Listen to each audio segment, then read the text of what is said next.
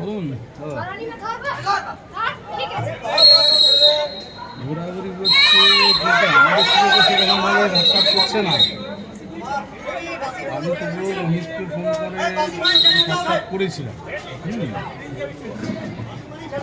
তো বলছে যে আপনাকে তো সুযোগ দিয়েছিল, এই করেছিল, আমার সরিয়ে দিলে হবে কুতুরপুর থেকে। হ্যাঁ, আমি ওখানে বলে দিয়েছি যে দিদিও তো নন্দীগ্রামে গিয়েছিল। আপনি আমাকে বলছি যে আপনাকে তো অনেক সুযোগ দেওয়া হয়েছে, আপনাকে এই করা হয়েছে, ওই করা হয়েছে, আমার সব ঠিক আছে, কিন্তু হঠাৎ করে রাতারাতি সরিয়ে দিলে তার সোনামুখী কি আমি একা রাজা চলে গেলাম, আমার সৈন্য সামন্ত কুতুরপুরে পড়ে রইল, জিতে দেবে? দিদির কী হলো? অতি চুপ হয়ে গেল।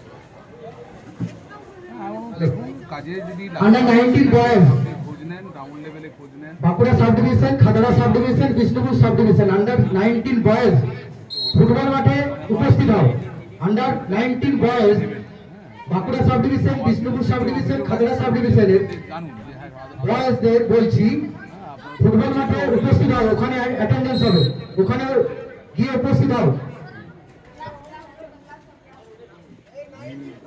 ব্লকগুলো নিয়ে তো বলছে এখন আমরা আলোচনা করছি না, এখন টাউনের চেয়ারম্যান, ভাইস চেয়ারম্যান আর প্রেসিডেন্ট নিয়ে আলোচনা করছি, কিন্তু ওরা টাউন ব্লকগুলোও এর মধ্যেই কথা বলে দিচ্ছে আমার মনে হচ্ছে। আমাদের বিভিন্ন মানে অন্য অন্য সঙ্গে সাক্ষাৎ করছে, ব্লকগুলোতেও বসছে তো না, ব্লক নিয়ে কিছু কথা যেটা কিছু বলে নেই।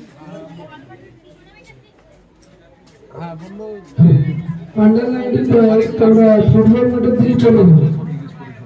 আন্ডার 19 বয়েজ ফুটবল মাঠের দিকে চলে যাও, ওখানে খেলাটা শুরু হবে।